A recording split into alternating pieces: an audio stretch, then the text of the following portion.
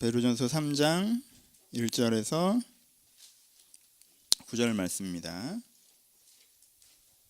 베드로전서 3장 1절 9절 말씀.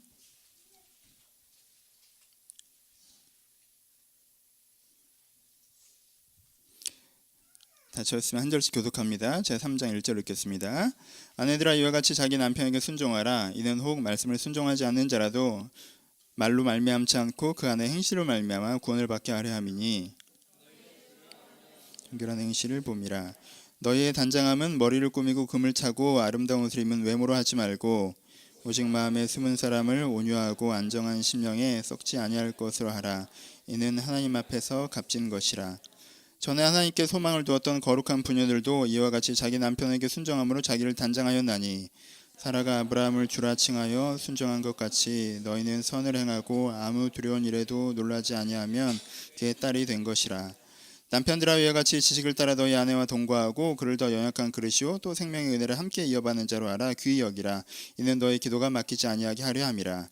마지막으로 말하노니 너희가 다 마음을 같이하며 동정하며 형제를 사랑하며 불쌍히 여기며 겸손하며 같이 읽겠습니다.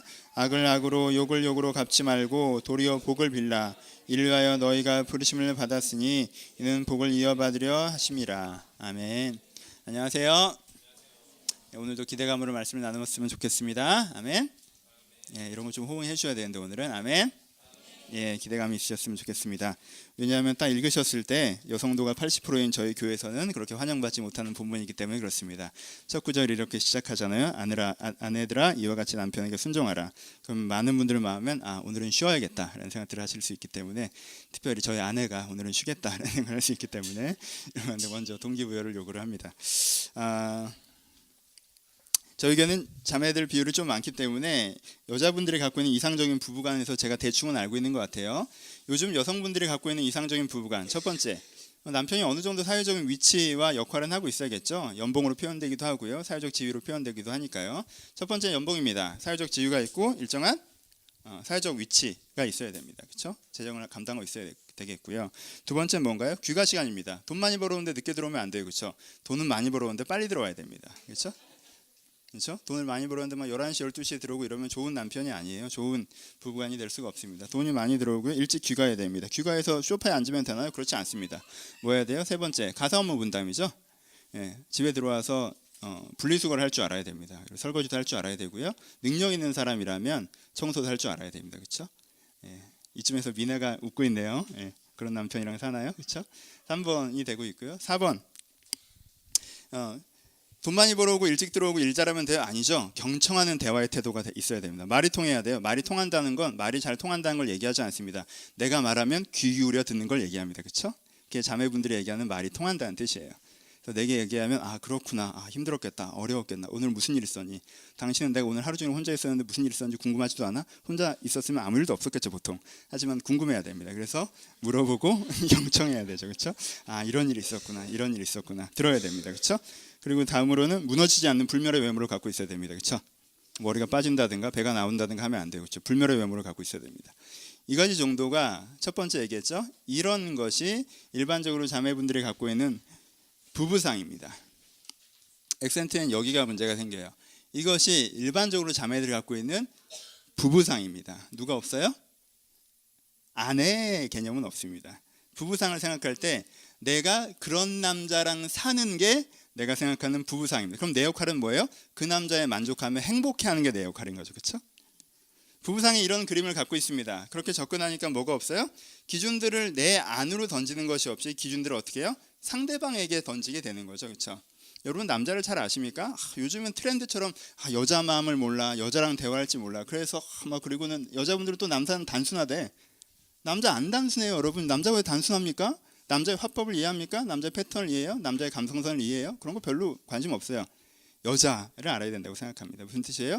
기준이 내 안으로 던져지지 않는다는 거예요. 이런 걸 얘기하시려면 거꾸로도 돼야 되죠. 남자와 얘기를 되게 잘할 수 있어야 되고요. 그렇죠? 남자를 도울 수 있는 마음이 있어야 되고 불멸의 외모를 갖고 계셔야 됩니다. 그리고요, 내가 존경받는 그리고 재정적으로 여유가 있는 사회적 위치도 갖고 계셔야 되겠죠. 그렇죠? 동일하게 던졌을 때 그 사람에게 던져진 기준이 나에게도 던져진 기준이 될 때 그렇게 되는 거예요. 교회 다니는 자매들은 이런 표현 많이 합니다. 저도 그 부분에 어느 정도 이상 동감해요. 괜찮은 자매들은 정말 많은데 괜찮은 형제들이 얼마 없다는 거죠. 교회 다니는 자매들이 항상 모여서 얘기를 해요. 전 그 얘기에 동감합니다. 왜요? 교회는요 자매들이 많아요. 형제들이 적고요. 그러니까 당연히 괜찮은 자매 퍼센테이지도 그렇게 잡히는 거예요. 그렇죠? 그럴 수밖에 없잖아요. 여기 여러분 둘러봐요. 여러분 싱글인 남자가 몇 명 안 앉아 있어요. 여기에 둘, 셋, 끝. 참담한 현실이다. 하여튼 우리는 이런 식의 가치관에 되게 익숙해졌어요. 무슨 뜻이에요? 자매분들이 대부분 어떤 식의 사고방식을 갖고 있냐면, 나중에 거꾸로 얘기할 거예요. 자매분들이 대부분 어떤 식의 사고방식을 갖고 있냐면, 결혼이란 뭐예요? 내가 이런 남편이 되어야 한다는 매뉴얼을 작성해서 남편에게 주는 예식입니다. 나는 네가 돈도 잘 벌어오고 내 말도 잘 듣고 집안일도 잘하고 그리고 외모도 무너지지 않을 거라고 믿는다. 꼭 해라. 오늘은 못해도 내일은 하겠지? 라고 주는 거예요. 그리고 여자분들은 뭐합니까? 지켜보죠. 걔가 잘하는지 못하는지. 그러다가 걔가 못하면, 그렇게 못해내면 굉장히 실망하고 정죄하고 그리고 깊은 자책과 우울에 빠지고, 그리고 뭐라고 생각해요? 내가 피해자인 것처럼 생각하기 시작합니다. 대부분 이런 패턴을 갖고 계세요. 그러니까 오늘 설교가 첫 문장에서 막힐 거예요. 첫 단어에서. 아니 성경 구절 첫 문장. 아내들이여 남편에게 순종하라 해서 딱 막힙니다. 그렇죠? 근데 여러분 일단 두 가지만 전제합시다. 하나, 여러분들이 갖고 있는 패턴이 건강하고 좋은 패턴일 수는 없다는 건 알겠죠? 그렇죠? 일단 그걸 하나 스킵하시고, 그리고 두 번째, 지금 단지 성경에서 남편에게 아내는 무조건 복종해야 된다는 얘기를 하는 건 아니겠죠? 두 가지 전제를 가지고 한번 오늘 본문을 따라가 봅시다. 첫 번째, 남편에게 순종하라는 얘기를 하면서 시작하고 있네요. 그런데요, 그 시대의 정치위를 한번 살펴보죠. 그 당시에는 남자가 어땠던 시대예요? 요즘처럼 그러던 시대가 아니에요. 매뉴얼 받고 이러던 시대가 아닙니다. 그 당시에는 남자가 훨씬 더 권력이 있던 시대예요. 그렇죠? 그때는 남편에게 순종하라고 얘기할 필요가 없을 정도로 여자는 인권이 없었고요, 투표권도 없었고요, 여자는 사회적 지위가 없었고요.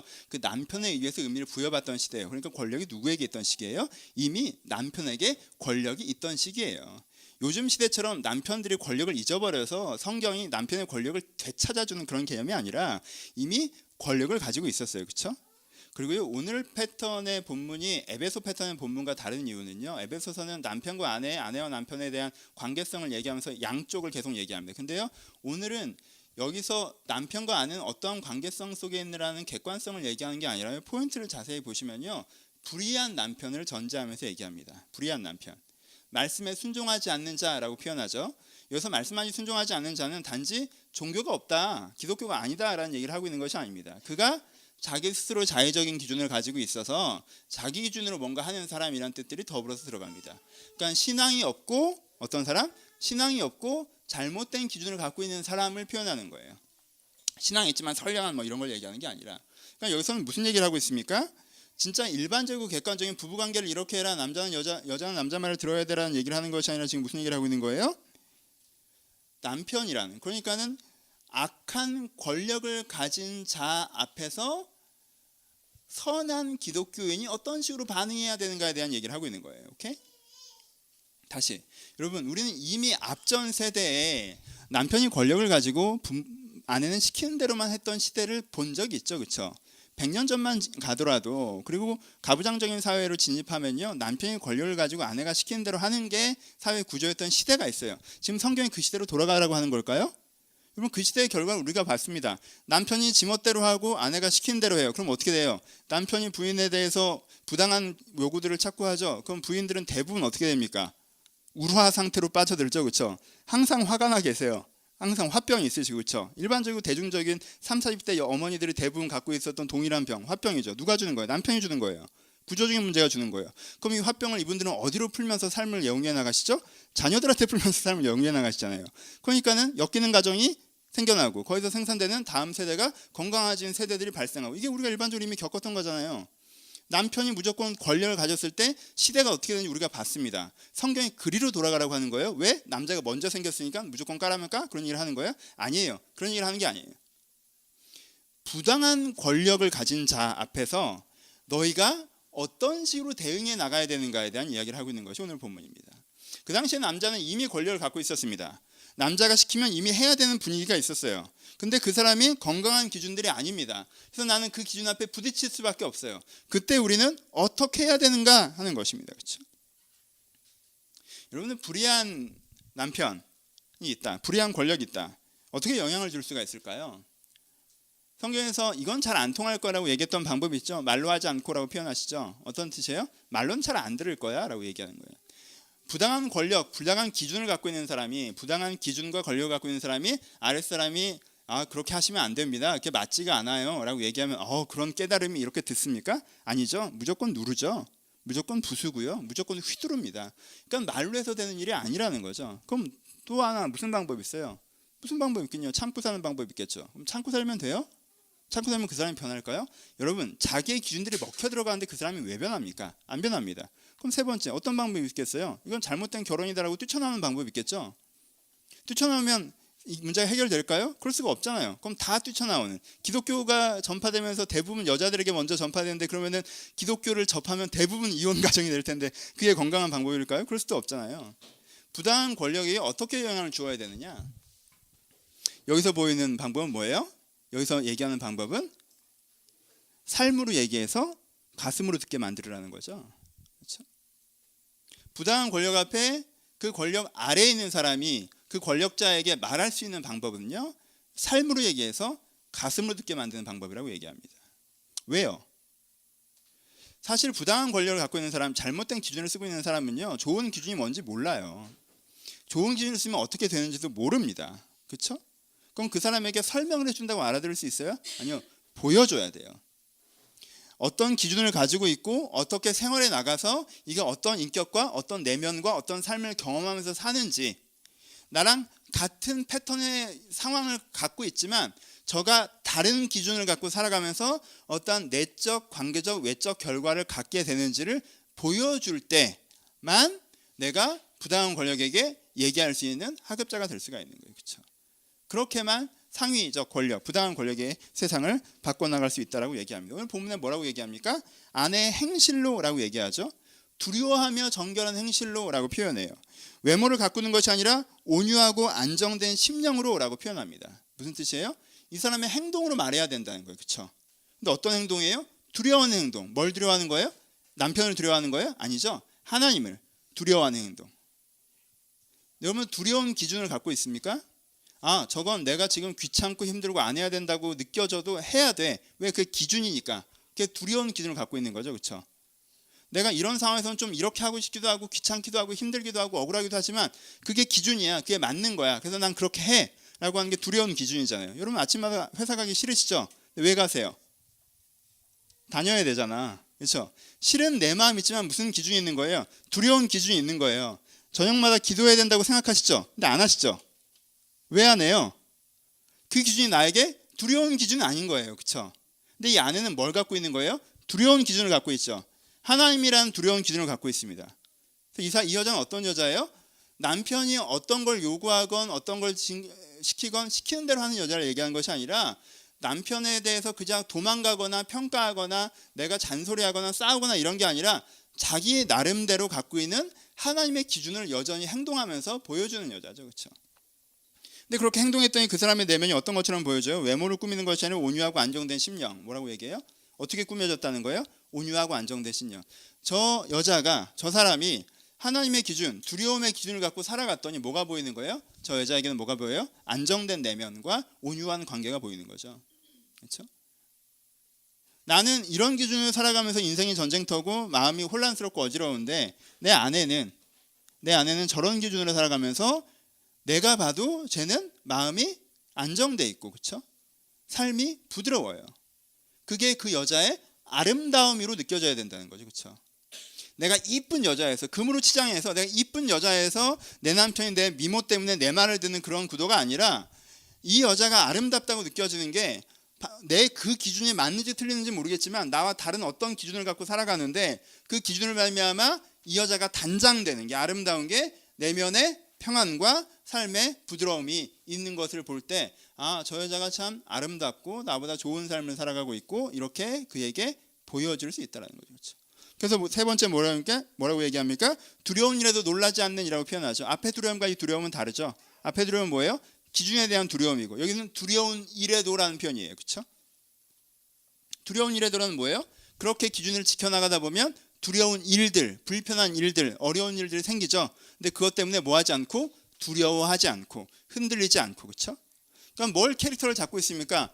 명확한 삶의 기준이 있어서 그 기준이 자기의 삶 가운데 체화가 돼 있고, 체화된 자기 삶을 갖고 행동에 나갈 때 여러 가지 부딪히는 부분이 있음에도 불구하고 그것들을 극복해 나가면서도 여전히 이 기준과 이 내면 유지해 나갈 수 있는 사람이 돼야 된다라고 얘기하는 거죠. 그렇죠? 이것을 뭐라고 얘기하는 거예요? 이걸 순종하는 아내라고 얘기하는 거예요. 이걸 순종하는 아내라고 얘기하는 거예요. 왜 이게 순종인가? 이거 남편이 시키는 대로 하는 게 아닌 게 왜 순종이에요? 여기서 말하는 순종은요, 주인이 손님에게 하는 것 같은 순종입니다. 여러분, 주인이 멍하게 이렇게 서서 손님이 와서 시키는 대로 해요? 아니죠. 주인은 뭐가 있어요? 명확한 목적이 있습니다. 무슨 목적이에요? 이 사람이 이 집 음식을 좋아하게 즐겁게 먹고 가서 즐거운 마음으로 돈을 내고 다음에도 오고 싶게 만드는 게 주인의 목적이에요. 그렇죠? 이 목적성을 갖고 있어요. 그래서 주인이 어떻게 합니까? 이 손님에게 순종하죠. 이 손님이 요구해서가 아니에요. 시키는 대로 하는 게 아니에요. 생각지도 못하게 더 반겨주고, 생각지도 못한 게 맛있는 걸 먹고, 생각지도 못한 서비스와 분위기를 경험하고, 와, 여기 참 괜찮네 하면서 어떻게 되는 거예요? 또 와야지, 이렇게 되는 거예요. 그렇죠? 이게 주인의 순종이에요. 지금 아내의 순종을 얘기하는 건, 야, 남편이 위야, 네가 아래고, 걔가 개념이 없고 무식한 소리를 해도 시키면 해야 돼. 왜? 기독교에서는 남자가 짱이거든. 왜? 아담이 먼저고 넌 갈비뼈가야. 너무 코를 풀어. 이렇게 되는 게 아니라, 네가 먼저 뭘 했다면, 네가 먼저 진리를 알게 된 자라면, 무엇이 맞는지 알게 된 자라면, 그 알게 되었던 것을 가지고 어떻게 해야 한다는 거예요? 이 사람에게 점진적으로 그것들이 전달될 수 있도록 삶으로 얘기해서 가슴으로 알아듣게 해야 된다는 거예요. 그 주인의 순종을 얘기하는 것입니다. 그러면 뭐가 아니겠어요? 그러니까 이것을 앞부분에서 3장 1절에는 아내들아 이와 같이라고 표현하고 있죠. 그럼 여기서 이와 같이가 뭔지 아세요? 2장 마지막 부분을 보면요, 예수 그리스도의 십자가 사명을 얘기합니다. 이 주인의 순종이 누구의 순종이에요? 예수의 순종이죠. 그렇죠? 이와 같이 순종하라고 그랬어요. 예수와 같이 순종하라고 한 거예요. 예수와 같이 순종하는 게 뭐예요? 예수가 사람들이 시키는 대로 합니까? 여러분들 하나님 여러분들이 시키는 대로 해줘요? 아니죠. 그렇게 순종하시는 게 아니에요. 예수님께서는요, 하나님께서는요, 우리가 어떻게 아름답게 될 수 있는 걸 기대하세요. 그렇죠?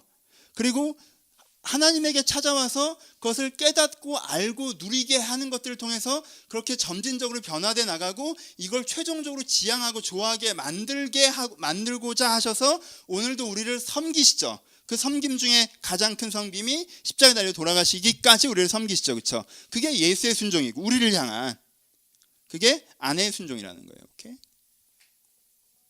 그러니까 뭐가 아니에요? 기준이 없이 억눌리는 게 아니에요. 난 기준이 없어. 기준은 남편이야. 남편이 시키는 대로 해. 그게 좀 안 맞는 것 같아. 그게 불편해. 그런데도 순종을 해야 되니까 그냥 까라면 까야 되니까 그냥 해. 이건 맹종이고 압제받음이죠. 그렇죠? 여기 어떤 기쁨과 평안이 있겠습니까? 없죠. 이건 맹종이고 압제받음이에요.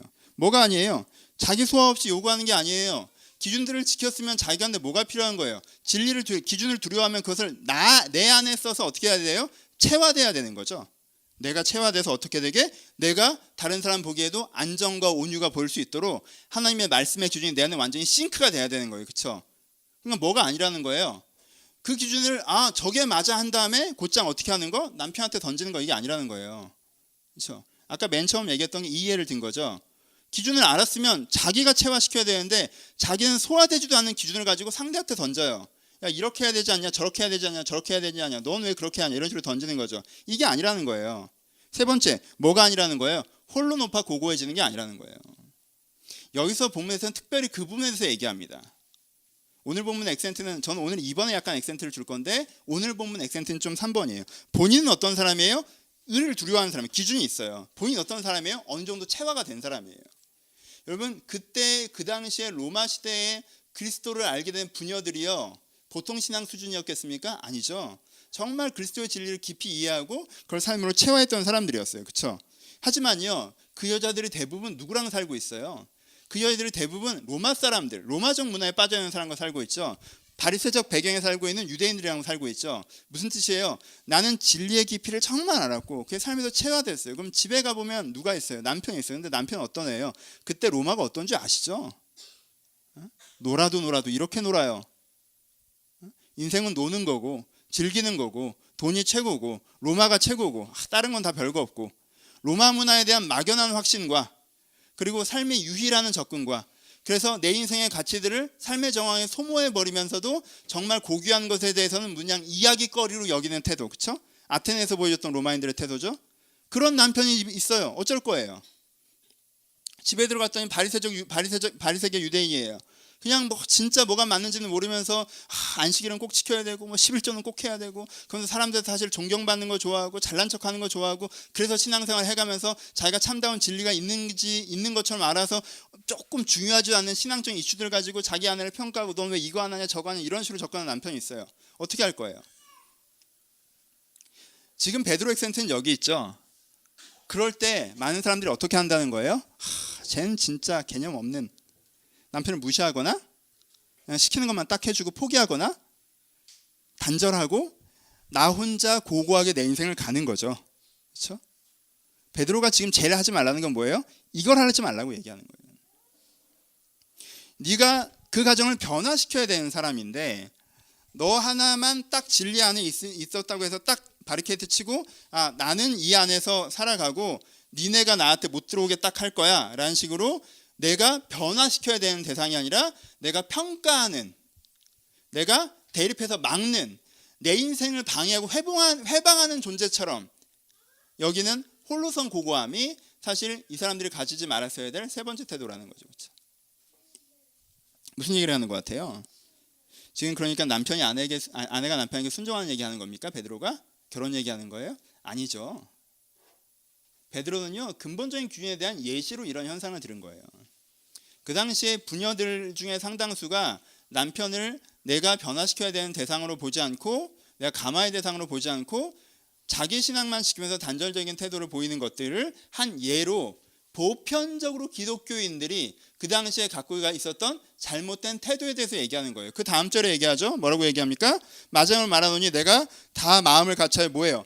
동정하며 사랑하며 불쌍히 여기며 겸손하며. 그렇죠? 이 얘기를 하는 거예요. 네가 사람과 악한 권력자들을 대하는 태도는 어떤 거여야 되는 거예요? 동정하며 사랑해야 된다는 거예요. 악한 권력자를 대하는 태도는 불쌍히 여기며 겸손하며야 된다는 거예요. 악한 권력자를 대하는 태도는 악을 악으로 갚지 말고 오히려 복을 비는 태도여야 된다는 거예요. 그렇죠? 이거는 단지 남편과 아내의 얘기를 하는 것이 아니라 불의한 권력과 세상에서 살아가는 개인이 어떤 태도를 취해야 되는가에 대한 이슈입니다. 흥분해서 한참 달렸네. 조금 컴다운하고. 지난주에 숭고함에 대한 얘기를 좀 했죠. 그렇죠? 숭고함을 얘기를 하면요. 숭고함에서 연결해서 좀 얘기를 해보면요. 숭고함은 뭐예요? 내가 내 인생의 기회와 삶을 진리와 인간을 위해서 쓰는 거죠. 그렇죠? 이걸 숭고한 삶이라고 얘기했어요. 근데 우리는 이 숭고한 삶을 얘기할 때 구조를 어떻게 잡을 수밖에 없어요. 나는 가진 자이고 저 사람은 약간 필요한 자로 가질 수밖에 없죠. 그렇죠? 괜찮아요. 내가 한 명의 아이를 위해서 살아가는 거 숭고하죠. 내가 어렵지만 내 학생들을 위해서 살아가는 교사 숭고해요. 그렇죠? 내가 목사인데 성공을 추구하지 않고 몇몇의 성도를 위해서 살아가는 사람 숭고해요. 근데 내가 목사도 아니고 교사도 아니고 부모도 아니고 나는 그저 말단 직원이고 자녀일 때, 그렇죠? 나는 말단 직원이고 자녀이고 성도일 때 난 어떻게 숭고해야 되느냐라고 해서 그래 숭고한 삶을 살아가자. 내가 타인애를 위해서 살아가자라고 하면은 거기에 뭐가 치고 들어오기가 십상이에요. 악한 기준들이 치고 들어오기가 십상이죠. 보세요. 여러분들이 내가 숭고한 삶을 살아가자. 근데 나는 엄마가 아니야. 난 딸이야. 그래서 내가 엄마에 대해서 숭고하게 하려고 엄마 이제 내가 엄마의 입장과 처지와 생각을 이해하고 엄마를 배려할게요라고 하잖아요. 그럼 엄마 감동해요? 아니면은 밀린 잔소리를 막 들이밀어요? 밀린 걸 막 들이밀어요. 좀 틈을 딱 주면 막 엄청나게 치고 들어오죠. 확 들어와요. 그러면 피곤하다. 내가 직장에서 내가 그지 같은 상사들 막 이러고 살았는데 그래 내가 돕는 마음, 섬기는 마음을 갖자고 하고 상사들에게 저에게 일을 시켜주십시오라고 하면 상사들이 감동을 해요? 아니요. 여러분한테 막 일을 던져요. 그렇다고 여러분들이 힘들어하면 그걸 인정해줘요? 아니에요. 왜 힘들어하냐고 그래요. 그렇죠? 내가 아래 구조적 아래에 있을 때 숭고한 삶을 살아가려고 하는 걸 어설프게 여러분들이 이해하고 결단하시면 마치 세상에 시키는 대로 휘둘리는 삶, 손해보는 삶, 억눌리는 삶이 숭고한 삶이라고 오해하기 십상이라는 거예요. 여러분 그런 오해를 하지 마세요. 그렇죠? 두 가지를 이해하셔야 됩니다. 시키면 시키는 대로 하는, 불의한 기준이 시키면 시키는 대로 하는 게 숭고한 삶을 얘기하는 게 아니에요.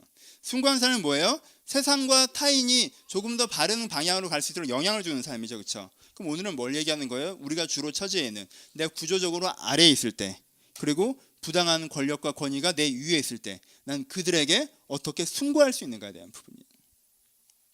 그렇죠? 이런 일반적이고 보편적인 것들에 대해서 여러분들이 이해가 필요합니다. 그러니까 내가 다른 사람에게 숭고한 삶을 살아가는 것에 있어서 했던 말씀의 기준을 잡고 가면 뭐예요? 동정과 사랑. 위에 있어요. 날 핍박해요. 하지만 어떻게 볼 때? 객관적인 하나님의 시각으로 볼 때 동정할 수 있죠. 제가 변화돼야 되는데, 제가 나아져야 되는데, 그렇죠? 그리고 동정하기 때문에 사랑. 제가 나아지는데 내가 좀 역할을 할 수 있으면 역할을 좀 해야겠다. 난 동정과 사랑의 태도를 가질 수 있어요. 두 번째, 불쌍히 여김과 겸손. 불쌍히 여김은 뭐예요? 동성과 같죠? 동정과 같죠? 제가 계속 저렇게 사는 게 안타까운 거예요. 여러분 불쌍히 여기는 거예요. 되게. 그리고 겸손은 뭐예요? 그렇다고 내가 더 잘난 사람이에요? 아니에요. 나도 좀 먼저 들은 사람이고, 그렇죠? 내가 단지 운이 좋았던 거고 기회가 좋았던 거고 저 사람도 얼마든지 나보다 훨씬 더 괜찮은 사람이 될 수 있는 가능성을 갖고 있는 사람이에요. 그렇죠? 그래서 내가 먼저 배운 것을 그 가능성 속에서 그 사람에게 하는 거죠. 이게 뭐예요? 겸손이죠. 불쌍히 여김과 겸손. 여러분 보세요. 어려운 아이가 학교를 못 가고 밤을 굶고 있습니다. 불쌍하죠? 불쌍해요. 그럼 어떻게 하려고 해요? 내가 좀 덜 먹어도 내 시간을 떼고 내 돈을 떼어서 그에게 좀 투자를 하려고 하죠. 그렇죠? 이게 불쌍히 여김이에요. 여러분 그지 같은 사고방식을 가지고 요즘에도 이게 성공인 줄 알고 주변 사람 상처보고 지 인생 갉아먹으면서 어떤 애가 열심히 성공을 해서 달려가는데 걔가 우리 부장이에요. 얘가 불쌍해요? 안 불쌍해요? 불쌍해야 돼요. 불쌍해야 돼요. 남편이라고 데리고 사는데 여기는 해당 사항이 없어. 뭐 있니? 그럼 부모님으로 할까? 누구로 해야 되니? 그치? 여러분 주변에 어떤 사람이 있는데 이 사람이 나한테 되게 안 좋은 기준과 발상을 해서 나를 되게 괴롭혀. 근데 그 나를 괴롭혀를 떠나서 위에서 좀 보세요. 그렇게 사는 삶의 사람의 기준과 그 사람의 삶과 그 인생 전체를 한번 바라보시라는 거예요. 그리고 그게 불쌍한지 안 불쌍한지 좀 느끼시라는 거예요. 이 불쌍히 여기면요 위에 있는 사람이 교만하게 아래를 내려다본다라고 얘기하는 게 아니에요. 그렇죠? 불쌍히 여김과 겸손을 같이 얘기하잖아요. 그도 나와 같은 사람이에요. 나보다 더 잘할 수 있는 사람이고. 근데 나는 그래도 예수를 만날 기회가 있었고 말씀을 들을 기회가 있었고 내가 어떤 계기 속에서 내 내면의 변화를 계기가 있었는데 그 사람은 그게 없었을 뿐이죠. 덜했을 뿐이고 그때가 선택하지 않았을 뿐이에요. 그러니까 내가 어떻게 해야 돼요? 내가 정말 예수를 믿어서 더 나은 삶과 인생의 만족을 갖고 살고 있다면 내가 그 사람을 불쌍히 여길 수 있어야 된다는 거죠. 그리고 겸손함. 불쌍하다 진짜. 내가 진짜 네 인생 불쌍하게 생각한다. 이게 아니라 우리 부장 불쌍해 진짜. 이게 아니라 그도 나와 같이 될 수 있는 사람이기 때문에 내가 그에게 좋은 메시지이고 모델이었으면 좋겠다라는 마음으로 내가 갖고 있는 기준을 삶에 체화되는 것을 내가 보여주며 소개하는 태도를 갖게 되는 것. 이것이 부당한 권력에서 우리가 어떻게 반응해야 되는가에 대한 이슈가 되는 것입니다. 좀 더 확장해서 다시 한번 똑같은 얘기를 해봅시다. 그러니까 삶에 갖고 있는 우리의 태도의 문제는 뭐예요? 삶에 갖고 있는 우리의 태도의 문제. 아까 남편을 대하는 잘못된 태도를 세 가지로 유치했었는데 그걸 좀 길게 얘기해 보죠. 첫 번째, 억눌린 사람이 되면 안 돼요. 다시 얘기합니다. 억눌린 사람이 되면 안 돼요. 여러분 자꾸 우리가 내가 기준이 없어서 다른 사람의 기준들이 내 안으로 자꾸 들어오는 걸 착하다고 오해하시는 경우가 있는데 그건 착한 게 아니라 멍청한 거예요. 다른 사람의 기준이 자꾸 내 안으로 들어와서 회사 가면 그 말이 맞는 것 같고 집에 오면 그 말이 맞는 것 같고 이 사람이 얘기하면 이 사람 말이 맞는 것 같고 저 사람이 얘기하면 저 사람 말이 맞는 것 같아서 내가 내 기준 없이 이렇게 자꾸 다른 사람 감정이 내 안에 계속 다른 사람 기준이 내 안에 계속 이입돼요. 여러분 그렇게 내가 했을 때 내가 그것이 아까 얘기했던 어떤 숭고한 삶을 살아가는 것이고 아까 얘기했던 어떤 이런 감화의 삶을 살아가는 것이라면요, 내 마음에 감동이 있어요. 근데요, 이렇게 하잖아요. 그럼 내 안에 분노가 쌓입니다. 그러니까 여러분들이 남들은 나를 착하다고 하는데 내가 진짜 착한 건지 착한 게 아니라 뭔가 페이스가 엉킨 건지 파악하시려면요, 내가 그렇게 다른 사람에게 손해보고 내 안에 기쁨이 있는지, 내가 다른 사람한테 손해보고 내 안에 분노가 있는지를 보시면 돼요. 내 기준은 명확하게 없어요. 근데 내 기준은 명확하게 없는데 그렇다고 얘기하니까 그 말이 맞는 것 같아요. 내가 다른 기준을 부딪히기가 싫어. 그럴 용기가 없어. 그 긴장이, 그 텐션이 불편해요. 그래서 자꾸 그 기준들을 그냥 그런가 보다라고 받아들이고 살아요. 그럼 어떻게 돼요? 이 사람은요, 약간 만성적으로 조금 먼 태도를 갖게 돼요. 이건 뭐예요? 내가 거기에 억눌리는 겁니다. 이런 사람은요, 주변에 여러 가지 기준이 나와버리면요, 패닉에 빠집니다. 한 가지 기준이면 내가 적응할 수 있는데 이 사람 기준은 이렇고 저 사람 기준은 저래요. 그럼 난 어디에 맞춰야 돼요? 엄마 아빠랑 싸우면 그때부터 패닉이에요. 부장이랑 과장이랑 싸우면 그때부터 패닉이고, 아예 누가 이렇게 하라고 해주면 모르겠는데 그게 아니면 이 사람들은 혼란스러워지기 시작해요. 그렇죠? 여러분, 그건 착한 게 아니에요. 착하다고 하는 건요, 자기 기준이 선명하게 있는 걸 먼저 전제합니다. 자기 기준이 있는 게 착한 사람의 1번이에요. 자기 기준이 없이 착할 수 없어요. 그러니까 먼저 이것이 아니라는 것들을 기억하십시오. 억눌린 삶이 착한 삶은 아니에요. 그러니까 사람들이 착한 사람이 안 부러운 거예요. 왜요? 착한 사람 내면에 있는 게 보이잖아요. 착한 내면에 있는 게 보여요. 쟤 되게 답답하겠다. 쟤 되게 힘들겠다. 쟤 되게 어렵겠다. 저렇게 착하게 살지 말아야지. 착하게 사는 게 오히려 바보 되는 세상이야. 뭐 이런 식으로 얘기하죠. 그게 착한 게 아니라는 거예요. 그렇죠?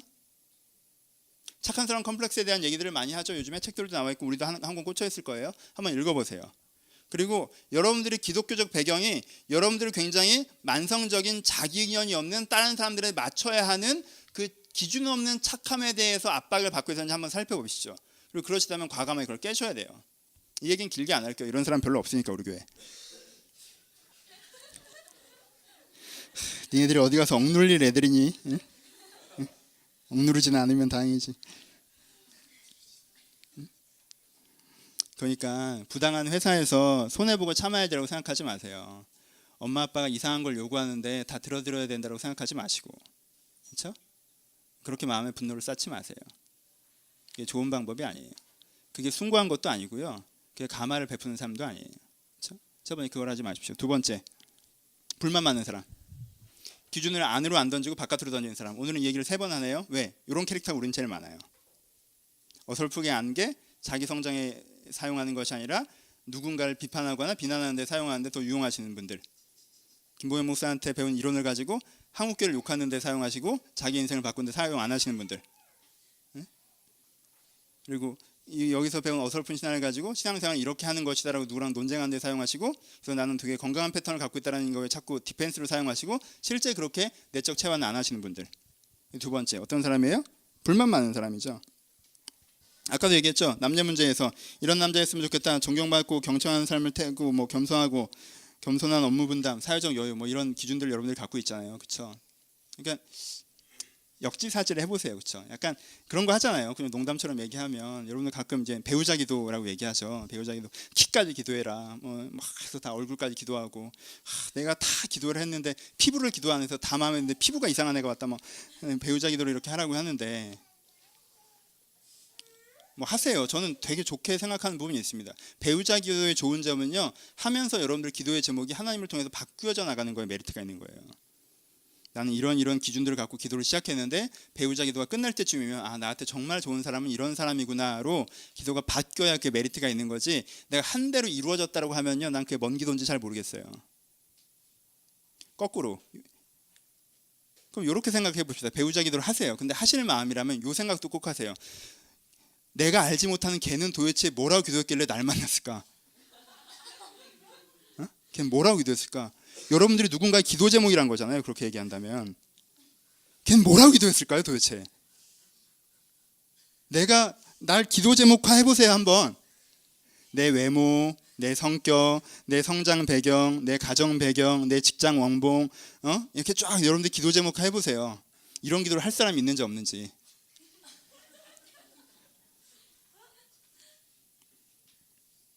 바깥으로 던지지 마세요. 직장 얘기들 많이 하시죠. 어떤 직장에서 일하고 싶으세요? 다 모아봤어요. 제가 쭉 여러분들이 얘기하시는 거. 어디 갔냐? 내가 좋아하는 일을 보람을 느끼면서 인정받고 재미있게 안정된 대우를 받으며 여유 있게 하고 싶어요. 그렇죠? 다시 내가 좋아하는 일을 근데 이게 보람이 있어야 돼요. 보람 있고 근데 남들이 알아줘야 돼요. 인정받고 할 때 재미가 있어요. 재밌게 그리고 돈도 많이 줘야 돼요. 안정된 상태에서 그리고 일찍 끝나야 돼요. 여유롭게 하고 싶어요. 여러분 이게 다 좋은 기준입니다. 그렇죠? 이런 일을 하십시오. 그럼 여러분들 어떤 사람이어야 돼요? 이런 직장이 나타나길 기대하신다면은 이렇게 바깥으로 던지면 그런 게 없다는 게 문제죠. 그렇죠? 바깥으로 던지면 그런 남자가 없는 게 문제고 바깥으로 던지면 그런 직장이 없는 게 문제예요. 그렇죠? 여러분들이 좋아하는 일을 하고 싶으세요? 그럼 여러분들이 최소한 노동을 좋아해야 돼요. 목사님 전 좋아하는 일을 하고 싶어요. 그래 넌 어떤 일을 좋아하니? 전 노는 걸 좋아해요. 전 여행이 좋아요. 전 집에 있는 게 좋고요. 전 영화 보는 거 좋아해요. 그럼 어떻게 좋아하는 일을 해요? 일을 좋아해야 좋아하는 일을 하죠. 노동이 즐거우십니까? 내가 뭔가 내 인생의 역량과 그걸 바쳐서 내가 불편하지만 그 노동을 통해서 어떤 결과물을 만드는 게 즐거우셔야 돼요. 보람 있는 일 하고 싶으세요? 보람 있으려면 뭐가 나와야 돼요? 결과가 나와야 보람 있는 거예요. 그렇죠? 어떤 일 하시면 결과까지 내시는 편이세요? 어떤 일 하면 결과를 냅니까? 나는 명확한 어떤 결과물들을 내고 그 결과가 의미 있는 결과물들일 때 내가 보람을 느낄 수가 있는 거잖아요. 그렇죠? 재밌게 일하고 싶으세요? 여러분 재밌게 일을 하고 싶으시면요. 간단한 방법이 있어요. 잘해야 돼요. 전 금요일날 설교 준비할 때 죽을 것 같았어요. 7시간 잡고 있는데 하나도 못했어요. 토요일날 성경 공부할 땐 재밌었어요. 신났어요. 왜? 금요일날 잘 안 됐고 토요일날은 잘 됐거든. 여러분 설교 준비라는 이건 나름대로 보람 있는 일이잖아요. 보람 있는 일도요. 못하면 세상에 그것보다 지옥이 없어요. 시간은 짝짝짝. 오늘은 금요일이야. 난 이틀 동안 여기 서야 돼. 근데 난 뭘 해야 될지 모르겠네. 이번 주는 여러분 설교가 없습니다. 이럴 순 없잖아. 하나님께서 아무 말씀도 안 하시네요. 이럴 순 없잖아. 내가 뭘 잘못했나? 내가 이렇게 방망이 생각했나? 내가 뭐 그렇게 잘못한 것도 없는 것 같은데? 그렇게 재미없는 게 없어요. 죽을 것 같아요. 여러분 여기서 7시간 동안 가만히 있는데 뭘 해야 될지 모르겠다고 생각해봐. 죽어요 진짜.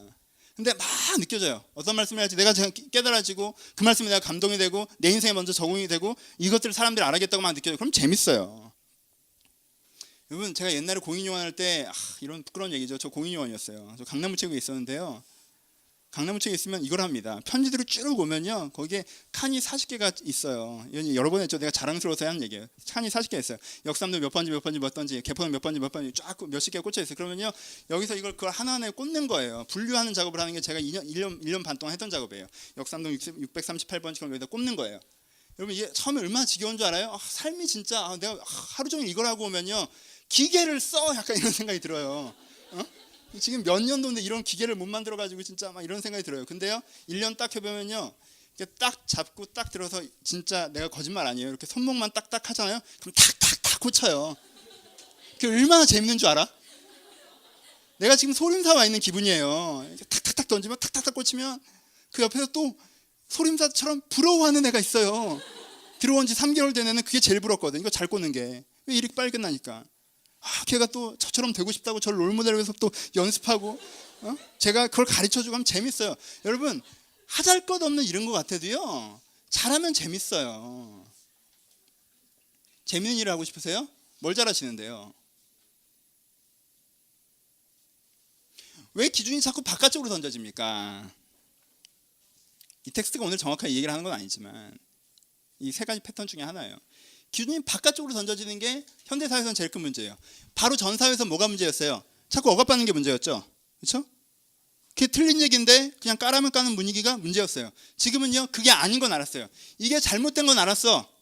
그리고 받은 기준이 뭔지 찾기는 해. 여러분 찾으셨습니까? 그러면 나한테 쓰십시오. 행복하게 일하고 싶으세요? 그럼 난 어떤 일을 행복한 사람이 되셔야 돼요. 즐겁게 일하고 싶으십니까? 잘하셔야 됩니다. 보람 있는 일을 하고 싶으세요? 뭐든 결과를 만들어내는 능력이 나한테 있어야 돼요. 인정받고 싶으십니까? 탁월해야 됩니다. 내가 그래야 그럴 수가 있는 거예요. 기준이 생겼으면 안쪽으로 들어가는 것입니다. 삶을 대하는 우리의 태도의 문제는 첫 번째, 내가 기준 없는 상태에서 그 기준들이 억누린다는 것이며, 두 번째, 내가 기준이 세워졌을 때 그 기준을 나에게 쓰지 않고 다른 사람에게 쓰는 것이며, 세 번째, 내가 조금 더 괜찮은 사람이라면 혼자 고고해진다는 것입니다. 내가 타인에 대한 사랑과 배려가 없는. 여러분 두 가지를 기억하세요. 여러분들이 아무리 괜찮은 사람이라도요, 여러분 옆에 괜찮은 사람이 없잖아요. 그럼 여러분들이 힘들어요. 그러니까 그래서 혼자 잘난 척하면 안 되는 거예요. 내가 아무리 건강하고 깨끗하고 잘난 사람이에요. 근데 옆에 사는 남편이 그지 같잖아요. 그럼 난 무조건 힘들어요. 애가 힘들잖아요. 애가 이상하잖아요. 그럼 난 힘들어요. 직장 동료가 그지 같잖아요. 그럼 난 힘들어요. 난 고고하고 깨끗하고 잘나고 능력 있고 인정받고 보람 있게 결과를 낼 수 있는 사람이라고 해도 내 주변에 이상한 애가 있으면 힘들어요. 그게 나의 겸손입니다. 그러니까 난 어떻게 해야 돼요?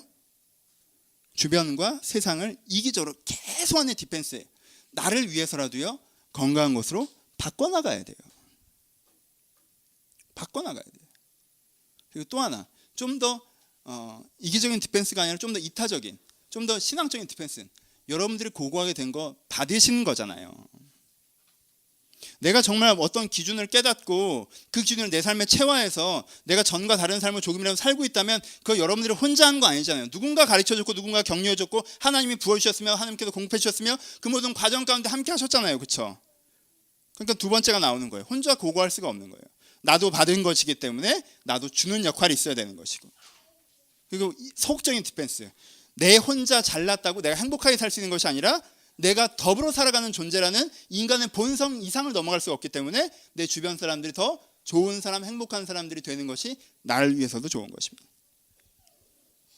이렇게. 여러분 어떤 삶을 살아가고 계십니까?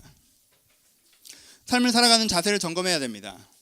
내가 세상이 가르쳐주는 대로 그게 이상하다고 생각하고 마음에 들지 않음에도 불구하고 그렇게 열심히 해봐야 마음은 헛헛하고 자꾸 짜증나고 스트레스 받음에도 불구하고 그냥 시키는 대로 살고 어쩔 수 없다고 얘기하고 스트레스 해소하는 방법만 열심히 찾아내는 삶을 살고 계십니까? 1번입니다. 두 번째, 세상이 이렇게 되면 안 된다, 저렇게 되면 안 된다, 이렇게 돼야 된다, 저렇게 된다 해도 좋은 기준, 바른 가치들이 있어요. 근데 세상이 그렇게 안 되니까 계속 그거 갖고 세상 탓하고 남 탓하고 불만만 사람. 자기는 그런 사람도 아니면서.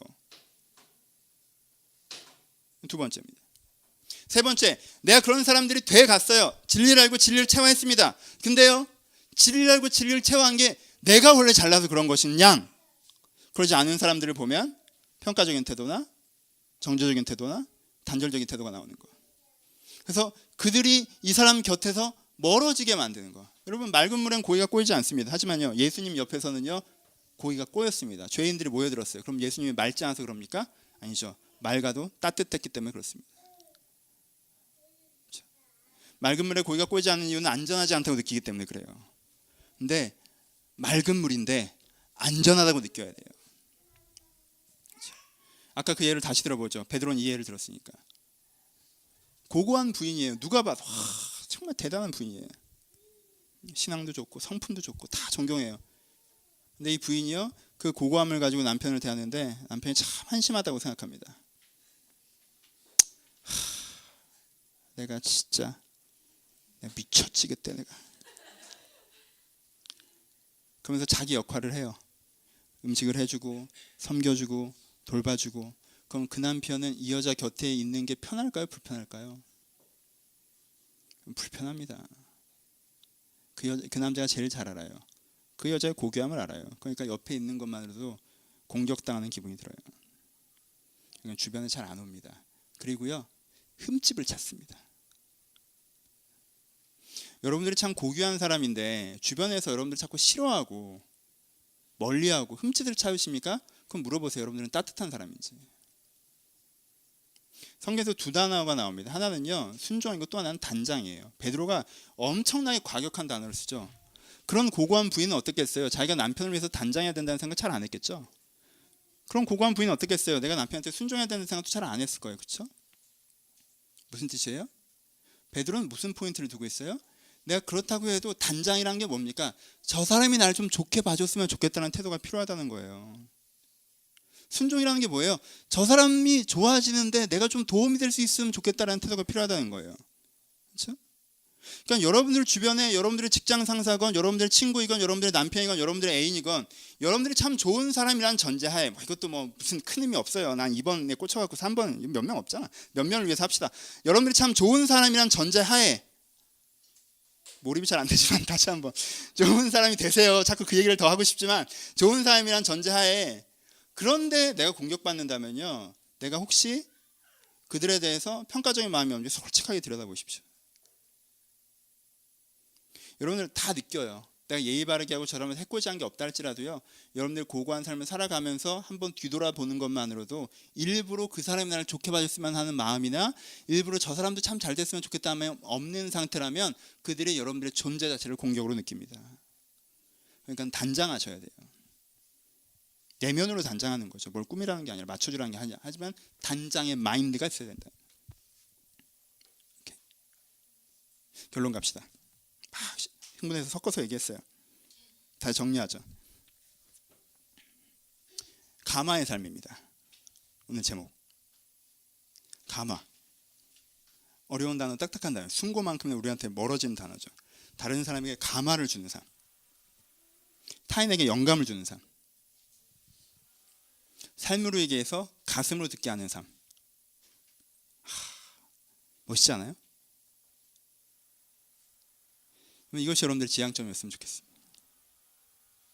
부당한 권력 속에서 내가 불편하고 힘들고 억울하고 그런 거 있을 수 있죠. 그렇죠? 근데 불편하고 힘들고 억울한 거에 집중되어 있는 게 아니라 내가 정말 진리를 알고 그 진리가 나를 지키고 보호하고 방향성이 된다면 내가 그 속에서도 내가 어떻게 이 세상을 변화시켜 나갈까? 내가 항상 피해자로서 소비자로서 앉아있어서 세상에 나한테 못되게 굴어서 내가 화가 났다. 세상에서 뭔가 내가 공급받고 싶은데 파는 데가 없다라는 소비자와 피해자로서 앉아있어서 사실 나는 아무것도 생산하지 못하는 사람이 아니라 가마의 삶, 내가 생산자로서, 삶의 생산자로서 나 이런 삶을 살아냄으로 말미암아 저런 사람이 있구나라는 것을 세상과 주변 사람들에 보이고 그 사람이 그런 사람을 소개하며 그 사람들이 그런 사람을 다가올 수 있게 만드는 작은 징검다리가 되는 삶. 이게 가마의 삶이고 영감을 주는 삶이고 삶으로 얘기해서 마음으로 듣게 하는 사람이 되는 것입니다. 이것이 여러분들의 아주 멀지만 분명한 지향점이 돼야 되는 거예요. 그러면 여러분들 첫 번째 뭘 하셔야 돼요? 이미 얘기했던 것지만 다시 한번 개념으로 정리합시다. 첫 번째, 기준을 세우세요.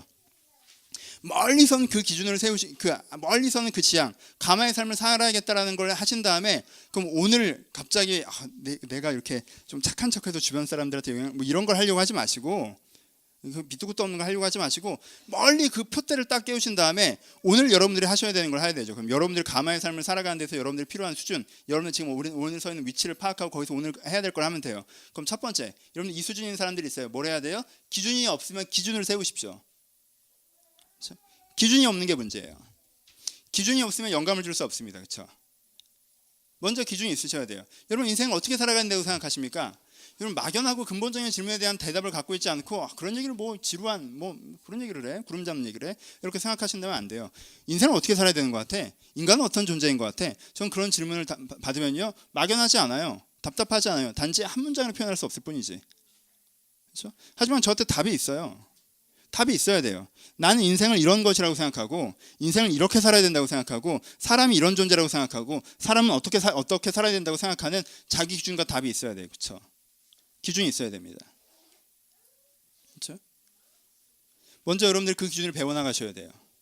내가 내 인생에 갖고 있는 기준들이 세상의 기준인지 아닌지 한번 돌아보십시오. 지난주 설교에는 오프닝에 이런 얘기를 했어요. 내가 사실 행복한 삶을 살고 싶다. 내가 사실 성공한 삶을 살고 싶다. 내가 사실 어떤 삶을 살고 싶다. 라는 기준이 여러분들 마음속에 있다라는 거예요. 그렇죠? 사람은요 다 기준이 있어요. 근데 문제는 뭐예요? 그 기준이 검토되지 않는다는 거죠. 그렇죠? 어쩌다가 꽂혀있는 막대기가 여러분들 인생의 지표가 되지 않게 하라는 말입니다. 어쩌다가 꽂혀진 막대기가 여러분들 인생의 지표가 되어서는 안 돼요. 그렇죠? 여러분 그게 멋있는 게 아니에요.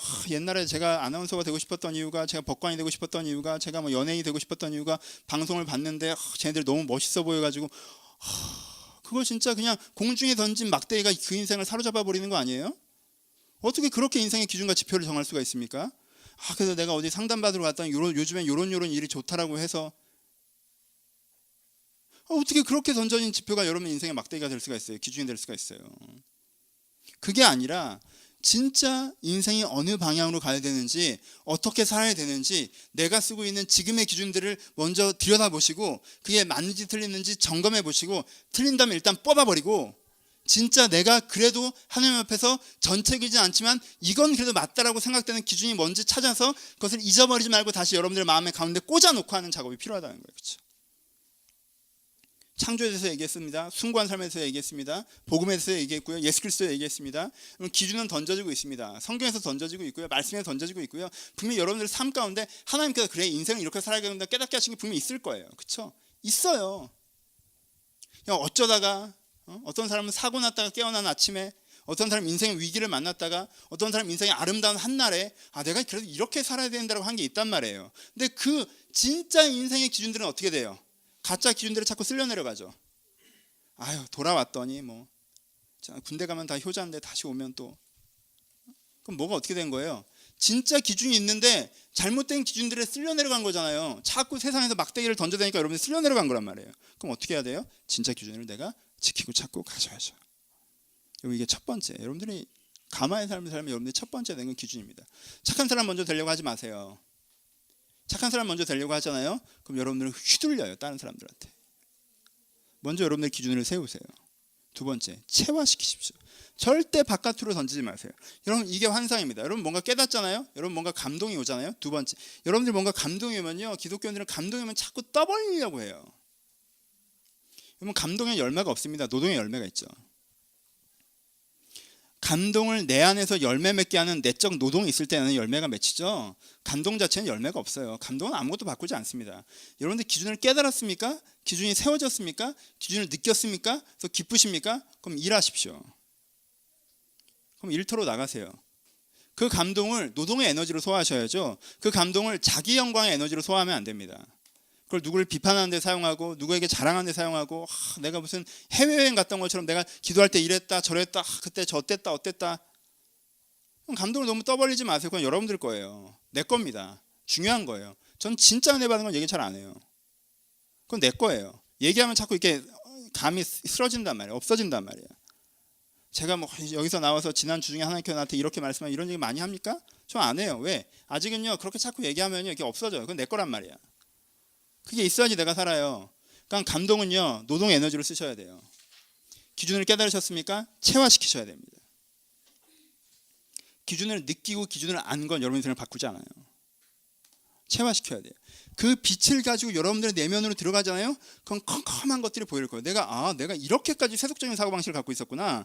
껍데기 물 때 난 하나님의 사람인 줄 알았는데 난 이 부분이 이렇게까지 포기가 안 되는구나. 난 이 부분을 그렇게까지 두려워하는구나. 보인단 말이에요. 그러면 어떻게 하는 거예요? 내가 받은 감동의 기치를 가지고 내 안에 잘못 세워진 그 기준들을 꺾여 나오고 그분들을 변화시켜 나가는 체화의 과정들이 있는 거예요. 그래서 어떻게 되는 상태로? 하나의 기준으로 전체가 통일된 상태. 그게 뭐예요? 평안의 상태죠. 여러 기준이 있어요. 내 마음이 전쟁터인 게 아니라 내 마음이 왜 전쟁터예요? 항상 기준이 여러 개니까 전쟁터죠. 그렇죠? 오나라는 이렇게 하자고 그러고 총나라는 저렇게 하자고 위나라는 이렇게 하자고 그러니까 삼국시대가 되는 거예요. 기준이 하나면 전쟁이 없어요. 마음에 평안이 온다는 게 뭡니까? 안정이 온다는 게 뭐예요? 그렇게 내적 체화된 거. 기준이 내 안에 체화되는 거. 이 두 번째 여러분이 하셔야 되는 단계예요. 그렇죠? 여러분들의 상당수는 여기에 있습니다. 세 번째, 여러분들의 소수는 이 세 번째 단계까지 가셨는데요. 체화되셨 여러분, 그래서 존경받는 여러분, 가난한 자들에게 나누십시오. 여러분들을 괴롭히면서 권력을 잡고 있는 그 가난한 자에게 나누세요. 나보다 못하고 권력 없는 자들만 꼭 가난한 자가 아니에요. 그들이 더 불쌍한 자인 경우가 많이 있습니다. 부당한 권력자들, 그들을 불쌍히 여기십시오. 그들을 동정하셔야 돼요. 측은지심을 가지셔야 됩니다. 동정이라는 건 위에서 이렇게 내려다보고 넌 못나서 안 됐다 그러니까 내가 이거라도 던져주마 이게 아니에요. 진짜 동정이라는 단어가 담겨있는 깊은 뜻은 측은지심입니다. 깊은 안타까움이에요. 영웅의 몰락을 보는 것처럼 정말 제대로 할 수 있는 사람, 나보다 더 잘할 수 있는 사람이 저렇게 되어진 것, 저런 기회밖에 못 얻은 것, 그래서 저런 상태인 거에 대한 안타까움이에요. 못난 애를 못나게 보는 것이 아니라 잘난 애가 못난 것을 볼 때 느끼는 어떤 어떤 그리스 빅을 볼 때 느끼는 그런 안타까움, 저가 저의 자리를 회복하길 바라는 그런 동정이, 불쌍히 여김이 내 안에 있어야 됩니다. 그러지 않으면 그 세상이 여러분들을 더 공격할 거예요. 여러분들의 맑은 걸 그냥 보지 않습니다. 맑은 물에는 고기가 꼬이지 않습니다. 맑고 안전한 물에만 고기가 꼬입니다. 그들 가운데 내가 단장해야 되고, 근데 내가 순종해야 됩니다. 그들의 위치와 처지에 맞게 내가 나아가고, 그들의 마음과 처지에서 나를 좋게 봐주길 기대하는 그런 겸손함이, 내가 마치 낮은 자인 것처럼, 이 세 가지가 있을 때 여러분의 삶을 통해서 그들이 변화되어져 나갈 수 있습니다. 결론 갑시다. 어려운 설교예요? 어려운 설교예요. 숭고한 삶, 감화의 삶, 이런 설교 어려워요. 왜? 여러분들이 레벨 2면 어떻게 하겠어요? 저를 딱 쳐다보시면서 너나 잘해 그러실 거 아니에요. 제가 뭐 여러분 제 삶을 보고 뭐 감화를 받으세요? 그렇지도 않잖아. 우리 목사님은 숭고하다 이렇게 느끼세요? 그렇지도 않고, 우리는 아직 가는 중이에요. 근데 전 이 설교를 오늘 합니다. 이 설교를 하는 가장 큰 이유는 아까도 잠깐 얘기했어요. 좀 길게 얘기합시다. 여러분 마음이 꼭 기억하셨으면 좋겠어요. 우리들은 수준이 그렇게 높지 않잖아요, 그렇죠? 우리 수준은요, 여러분들 수준은, 내 수준은, 뭐 우리들 수준은, 여러분들은 좀 행복해지셔야 돼요. 왜? 인생이 좋은 것이라는 기본적인 감각도 없이 그냥 죽고 싶다 이렇게 사는 사람들 많거든요. 그러니까 먼저 여러분들이 지금 수준은 조금 더 행복해져야 되는 게 여러분들 수준일 수 있어요. 인생이 좋은 것이구나, 이런 좋은 것들이 있구나, 여러분들 수준일 수 있습니다. 어떤 사람들은 의존을 배우는 게 여러분들 수준일 수 있어요. 내가 다른 사람을 배려하고 뭐 이런 것이기보다 아직은 내가 상처받아서 나 혼자 닫고 있어서 누굴 돕기는커녕 도움 받으려고도 하지 않기 때문에 지금 내 수준은 의존을 배우는 게 내 수준인 사람들도 있어요. 성공을 좀 해야 되는 사람들도 있습니다. 나를 통해서 뭐가 이루어진 것을 경험한 적이 없어서 작은 성공, 그것이 사회적 성공이건 개인적 성공이건 작은 성공을 경험하면서 하나님께서 나를 통해서 좀 더 될 수도 있구나, 나아질 수 있구나, 이런 것들을 경험해야 되는 사람들도 있습니다. 그렇죠? 좀 더 성숙해져야 되는 사람들도 있어요. 내면이 너무 시끄러워서 일단 이게 어느 정도는 교통정리가 돼야 되는, 좀 더 성숙해져야 되는 사람들, 너무 세속적인 사고방식에 물들어져 있어서 기본적인 내적 정리가 안 돼 있어서 일단은 기본적인 성숙, 자기관리, 내면관리 정도의 성숙이 필요하신 분들도 있어요. 어떤 사람들은 좀 더 안정돼야 되는 부분들도 있습니다. 너무 세상을 시끄럽게 살아와서 내면을 돌아보고 삶을 돌아볼 여유 자체가 없어서 좀 여유를 갖고 안정을 찾아야 되는 분들도 있어요. 우리 수준이 사실 이래요. 우리 수준이 사실 이렇습니다. 이렇게 좀 초라한 수준이죠. 하지만 우리는 시작하는 중이니까 괜찮아요. 우리 수준이 사실 이렇습니다. 아직 우리는 숭고와 어떤 감화에 대해서 얘기하기엔 진짜 어디 가서 하나님 욕이나 안 먹으면 잘 할 수 있어요. 근데요, 그래서 저는 이런 얘기를 되게 많이 했어요. 그쵸?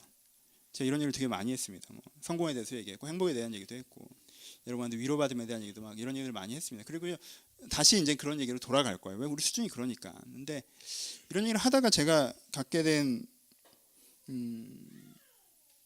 오라라는 생각이 든 부분이, 여러분들 오늘은 그렇더라도 우리들 오늘은 조금 성공과 조금 안정과 조금 성숙을 맛봐야 되는 게 오늘의 오늘이라도 우리의 내일은 어떻게 해야 돼요? 그래서 결국 우리가 숭고하고 감화를 일으키는 삶, 진리를 사랑하고 세상을 변화시키는 삶을 살아가는 게 우리의 내일이어야 되잖아요. 그렇죠? 우리가 그런 내일을 봐야 됩니다. 근데 자꾸 오늘의 수준을 얘기하다 보니까 여러분들의 내일이 조금 더 성숙하고 해서 내 내면이 편하고 조금 더 안정돼서 삶의 여유가 있고 조금 더 내가 성공해서 세상적으로도 조금 더 어느 정도 인정받는 그 정도가 여러분들이 생각하는 내일이 되는 경우들도 발생하는 것 같아요. 여러분 표대를 그렇게 꽂으시면 오늘도 개선되지 않습니다. 그렇죠? 내가 오늘의 문제를 해결하기 위해서 행복과 위로받음과 조금 안정과 성공과 이런 얘기들을 하는 건 맞아요. 그렇죠? 오늘의 이슈들을 개선해야 되니까. 근데 그거는요, 우리가 마침내 숭고한 삶으로 가기 위한 1단계, 2단계, 3단계를 하는 것이지 여기가 우리의 목적지라는 얘기를 하는 게 아니에요. 여러분들, 그래서 여러분들이 마침내는 숭고한 삶을 사는 것이 가장 행복한 삶이라는 걸 깨달아야 되는 것이고, 내가 세상에서 인정받는 것이 아니라 진리를 평생 포기하지 않고 투쟁하며 살았다고 하는 것이 내 인생의 성공이 돼야 되는 것이며, 그래서 내가 그런 진리에 살아가는 사람과 더불어서 살아가는 것이 여러분들의 안정이 돼야 되는 것입니다. 그렇죠? 그게 여러분들이 최종적으로 가야 될 거예요. 근데 우리가 너무 자꾸 오늘의 문제를 해결하는 이 오늘의 이슈에 대해서 얘기하다가 오늘에 안주하는 것은 아닌지라는 두려움에 이 설교를 시작했습니다. 여러분, 남의 순교회가 많은 것들을 안 합니다. 그렇죠? 남의 순교회는요, 아까 성경 공부 시간에 얘기했지만요, 굉장히 구약적인 모델을 따르고 있어요. 구약은요, 이스라엘 공동체 하나를 건강하게 해서 세상이 보고 저렇게 하면 되겠구나라는 모델링을 하려고 했던 것이 구약의 방식이고요. 신약은요, 그런 거룩해진 교회가 세상으로 쫓아나가서 이런 곳이 있다고 전하고 곳곳을 변화시키는 게 신약적 모델이에요. 그렇죠? 근데 남해섬 교회는 어때요? 전도합니까? 안 하죠. 우리는 구약적 모델이에요. 우리가 조금 더 괜찮은 공동체가 되어서, 우리가 좀 더 건강한 교회가 되어서, 우리 한 사람 한 사람의 삶의 질감이 좀 달라진 것을 통해서 세상에 저런 그리스도인들이 있고 그리스도인이란 건 저런 것이고 기독교란 건 저런 것이라는 걸 좀 보이자라고 하는 거예요. 뭘 취하고 있는 거예요? 구약적 모델을 취하고 있는 거예요. 왜 신약적 모델을 못 취할 거예요? 우리 수준이 그렇지 않아서 그런 거예요, 여러분. 신약적 모델이 잘못된 게 아니에요. 뭐가 더 좋은 모델이겠어요? 신약적 모델이 더 좋은 모델입니다. 근데 왜 신약적 모델을 추구하지 않아요? 그런 좋은 공동체가 아닌 주제에 자꾸 전하고 다니니까 그걸 하지 말자는 거지. 그걸 하지 말자는 거지. 가짜 신약적 모델이 판치니까 일단 구약적 모델이라도 하고 그 다음에 우리가 진짜 건강해지면요, 어느 날 이 교회에서 전도 하는 날이 있어야 되는 거예요. 그렇죠? 근데 우리가 지금 뭘 전해요? 응? 와 보라라고 할 수 있어요? 와서 뭘 봐? 와서 나의 인격과 여러분들의 삶을 봐야 되는 거예요. 그렇죠? 있어요? 없잖아요. 그러니까 아직 그렇다고 하는 거예요. 초대교회는 그게 있었잖아요. 우리가 그렇게 돼야 돼요. 결론 갑시다. 그러니까 여러분, 멀리 서 있는 등불과 바라게 서 있는 등불 두 가지를 꼭 가지세요. 여러분들이 멀리 서 있는 등불이 없고 발밑만 비추고 다니면요, 여러분들은 산속에서 길을 잃습니다. 성숙하고 싶고 왜 마음이 시끄러우니까. 왜? 여기만 아닌 걸로 피하자는 거잖아요. 안정되고 싶고 지금 너무 정신없으니까. 성공하고 싶고 왜 내 인생이 너무 아무것도 아닌 것 같으니까. 이렇게 내 앞에 있는 그 골목만 피하려고, 내 앞에 있는 그 돌뿌리만 피하려고 내 발을 비치는 등불만 들고 다닌다면요, 여러분은 어느 날 산속에서 길을 잃을 거예요. 전보다는 행복해졌는데 그렇다고 뭘 어쩌자는 건지는 모르겠는 삶이 되는 거예요. 성숙해지기도 하고 상황도 나아졌고 전에 문제였던 건 더 이상 내게 문제가 아니지만 그래도 삶이 그냥 고작 이건가? 라는 정도로 남는다는 거예요. 발밑을 등푸는 등불과 멀리서 여러분들이 인도하는 방향을 보여주는 등불을 가지십시오.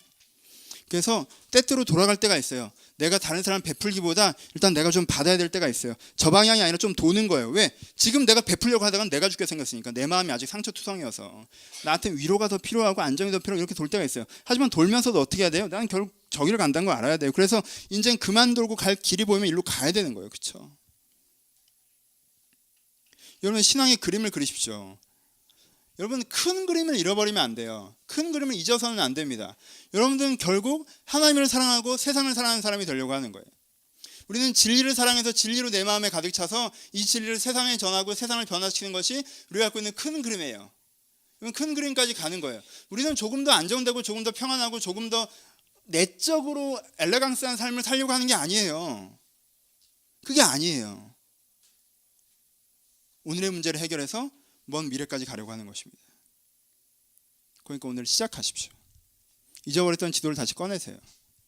하루하루 되는 대로 살던 것들을 멈추시고 오늘의 문제를 해결하는 신앙만 갖고 살았던 걸 멈추시고 큰 지도를 펼치세요. 주일날 가면 좀 좋은 말씀을 전해주니까 교회 왔다 갔다 하기도 불편하지 않고, 그리고 교회에서 이제 더 이상 뭘 하라고 하는 것도 없이 그냥 하니까 뭐 그것도 괜찮고, 내 일상생활에 그저 내 직장도 괜찮고 가정도 안정됐으니까 여기가 천국이다. 여러분, 거기가 천국입니까? 그리스도가 말한 천국이 거긴가요? 아니잖아요. 우리가 그걸 하려는 것이 아닙니다. 여러분의 마음의 구석에 처박혀 있었던 오래된 지도를 꺼내십시오. 여러분, 어딜 가려고 하셨습니까? 여러분, 어딜 가려고 예수 그리스도를 믿었을 때 얘기하셨습니까? 내가 진리의 사람이 되고 세상을 위한 사람이 되고 그래서 나와 세상을 더 나은 곳을 만들어 가겠다는 그 지도를 여러분들 가운데 최종적으로 나침판으로 갖고 있지 않습니다. 여러분, 그것을 다시 한번 꺼내십시오. 그리고요, 내 위치를 파악하세요. 그리고요, 그 한 걸음을 걸으세요. 그 한 걸음을 걸으세요. 오늘 뭔가 대단한 걸 하려고 오버하지 말고 공부를 좀 더 하세요. 말씀을 뭔가 오버하지 말고 요거 하나는 내 마음에 좀 실천해 체화해 보려고 하세요. 한꺼번에 나아지는 게 아니에요. 내가 저 사람을 좀 용서해 보려고 하시고 저를 좀 불쌍히 여겨 보려고 하시고 여러분들 한 걸음을 걸으십시오. 멀리 있는 빛, 오늘의 한 걸음. 우리는 이렇게 이 여행을 다니는 것입니다. 이 여행 속에서 여러분들 나아지실 것입니다. 그래서 마침내는 여러분들의 삶이 다른 사람의 심장에 말하는 사람이 되었으면 좋겠습니다. 그런 사람은 테레사 수녀 같은 사람만 사는 게 아니에요. 우리가 누군가를 위해서 숭고한 삶을 살아갈 때 우리의 삶이 다른 사람의 심장에 말할 것입니다. 삶으로 다른 사람의 가슴 속에 얘기하는 그런 것이 결국은 여러분들이 꿈꾸는 삶이라는 것을 기억하시고 그 삶에 아직 멀지만 한 걸음을 걸어가는 여러분들이 되시기를 주님의 이름으로 축복합니다. 같이 기도하시겠습니다.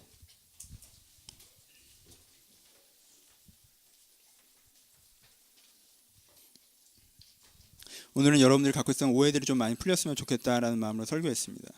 숭고한 삶에 대해서 얘기하고, 어떤 사람은 내가 괜히 손해봐야 된다는 부담감을 가지고, 어떤 사람은 나랑 상관없는 것이라는 생각들을 하고, 어떤 사람들은 내 상황과 연결되지 않는다고 얘기하기도 했어요. 하지만 전 여러분들에게 숭고한 삶을 당장 살라고 하는 게 아니라 먼 빛을 보여드리는 것입니다. 결국은 글로 가야 되지 않겠습니까? 여러분 사실 글로 가고자 하는 거 아닙니까? 정말 힘이 없어서 그리로 안 가고 계십니까? 아니면 여기가 좋사오냐고 여기서 초막을 지어버리셨습니까? 전보다 조금 나아졌다고 거기에 정주하고 계시지는 않습니까? 여러분 그것이 여러분 인생에 더 많은 기회와 인생의 역량들을 낭비하는 것이 되고 있다는 것을 못 느끼십니까? 어려울 때는 어려워서 못하고 편해지면 편해서 못한다. 우리는 언제 우리의 성장을 위해서 투자할까요? 우리는 언제 세상을 위해서 살아갈까요? 언제 진짜 의미 있는 삶으로 나아갈 수 있을까요? 어려우십니까? 여러분, 그럼 여러분들을 흔들지 마세요. 여러분들을 위로하시고 여러분들을 격려하십시오. 이 숭고하신 하나님이 여러분들을 붙잡으실 거예요. 이 영감의 하나님이 하나님께서 여러분들에게 다시 영감을 주실 거예요. 좀 괜찮으십니까? 거기가 종착역 아니죠? 거기 가려고 했던 거 아니죠? 이 정도 라이프 서클이 여러분들이 말했던 성숙이 아니죠? 우리 일어납시다. 주여, 내가 숭고한 삶을, 내가 감사의 삶을 살게 하시고, 내가 내 주변이 엉망이라고 불평하는 삶이 아니라 내 주변을 변화시켜 나가는 삶을 살게 하여 달라고. 내 안에 교만한 부분이 있다면 겸손하게 단장하는 사람이 되게 하시고, 내 안에 세상만 욕했던 사람이 있다면 내가 겸손하게 스스로 변화시키는 사람이 되게 하시고, 내가 몰라서 그랬다면 배워나가는 사람이 되게 하여 달라고. 말씀 들으신 대로, 느끼신 대로 5분에서 10분 정도 고백하며 묵상하며 함께 기도하도록 하겠습니다. 기도하겠습니다. 하나님 주님, 저희가 감사하면서 드리는 느낌으로 아버지 주여, 담담하며 저가 내가 되는데 잘못했습니다. 주님, 제가 잘못한 것을 하지만 주여, 제가 잘못한 것이지 하나님께서 잘못한 것을 지금 기뻐하며 주여 돌보시고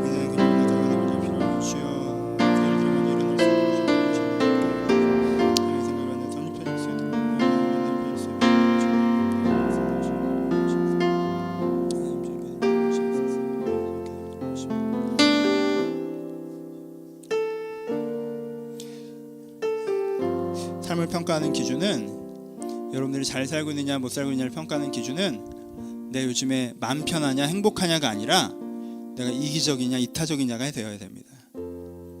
마음 편하고 행복하면 내가 잘 사는 것 같고, 일이 잘 되면 내가 잘 사는 것 같고, 일이 좀 안 되고 말 불편하고 그러면 내가 못 사는 것 같고, 이렇게 생각하지 말고 그건 세상 사람들이 하는 얘기고, 내가 잘 살고 있는가 못 살고 있는가의 기준은 내가 타인을 위해서 살고 있는가, 타인을 바라볼 수 있는 마음의 여유를 가지고 그들을 돌보며 살고 있는가, 아니면 내가 나 하나 생각하기도 시간이 빠듯하고 어려운 거에 대한 부분입니다. 대신 그걸로 여러분들 정죄하지 마십시오.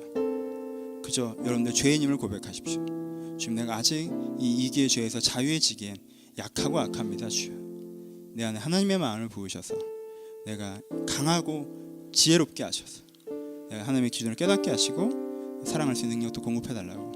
여러분 이런 죄사함의 은혜들을 매일매일 경험하시고 매주 경험하시고 매달 매년 경험하실 때 여러분들 성숙하게 될 것입니다. 그 하나의 기도로 다시 한번 가셨으면 좋겠습니다. 여러분들 들여다보십시오. 행복하십니까? 이 기준으로 인생을 평가하셨습니까? 그걸 그만두시고 내가 사랑하느냐 사랑하지 않느냐, 내가 이기적이나 이타적이나 기준으로 여러분들 다시 한번 들여다보시고 내가 아직도 죄인이라면 주여 내가 더 사랑하는 사람이 되게 해달라고, 그 기준을 사용하게 해달라고, 그 기준을 사용하는 기독교인 되게 해달라고 한 번만 더 기도하시고 제가 기도하도록 하겠습니다. 기도하겠습니다. 하나님, 이들의 마음 가운데 새로운 기준들이 세워지길 바랍니다. 이들의 마음 가운데 새로운 기준이 세워지길 바랍니다. 하나님, 이들의 마음 가운데 행복이 가장 중심 기준이 되지 않게 하시고, 행복이 가장 핵심 기준이 되지 않게 하시고, 우리가 행복해야겠사오나 저희 마음에 가장 깊이 박혀있는 기준은 내가 사랑의 기준이 박혀있다 해주셔서 내가 세상을 이롭게 하는 이타적인 사람인지, 아니면 나 하나 잘 먹고 잘 살겠다는 이기적인 사람인지 내가 나를 먼저 바라보게 하시고, 내가 그런 기준으로 내가 나를 바라봤을 때 내가 여전히 주님, 저 김봉현 정말 저 이기적인, 제가 저만 바라보는 분도 있어요. 저를 용서하시고 제가 그리스도의 은혜로 말미암아 성령의 능력을 말미암아 이타적인 사람이 되어져가고 살아갈 수 있도록 주를 돌보시고 인도해 축복하여 주옵소서. 우리를 긍휼히 여겨 주옵소서. 아버지, 제가 전보다 살만해졌다고, 조금 더 편안해졌고 조금 더 인정받고 조금 더 안정되었다고 마치 모든 게 잘 되고 있는 것처럼 생각했던 어리석음을 용서하여 주옵소서. 전보다 편안해졌으나 전보다 이타적이지 못하고, 전보다 인정받고 있으나 전보다 헌신적이지 못하고, 전보다 안정되고 생활이 즐거우나 전보다 의미 있지 못한 내 삶을 바라보며 주님 앞에 회개하는 사람이 되기를 소원합니다. 아버지, 저를 불쌍히 여기시고 주님 저희를 불쌍히 여기셔서 저희가 먼저 이 행복의 기준을 뽑고 사랑의 기준을 꼽게 하여 주옵소서. 아버지, 그것이 나에게 필요합니다. 제가 행복하게 살아야겠으나 내가 그래도 내 마음의 가장 중심에 있는 기준은 내가 세상을 이롭게 하는 사랑의 사람이 되기를 소원하오니 저를 불쌍히 여기셔서 이런 기준이 내 안에 꽂혀지게 하시고, 그리고 내가 오늘보다 내일이 조금 더, 내일보다 모레가 조금 더 하나님을 닮아가는 사람이 될 수 있도록 주님께 축복하여 주옵소서. 이런 은혜의 삶 가운데 주님께 우리를 건져주시기를 소원하오며, 이제 우리 주 예수 그리스도의 은혜와 하나님 아버지의 사랑하심과 성령님의 교통하심이 지금도 그리스도의 의를 따라, 그리스도의 뒤를 따라 사랑의 삶을 살아가기를 소원하는 모든 심령 가운데 이제로부터 영원토록 함께 있을지어다. 아멘. 아버지, 이 말씀이 잘 전해질 수 있도록, 이 말씀이 잘 전해질 수 있도록 주님 도와주시고 아버지와 만지시고 함께 하여 주옵소서. 말씀 잘 전해질 수 있도록 주님 도와주시고 함께 하여 주옵소서. 서로 주님께 감사의 박수 나겠습니다. 감사합니다.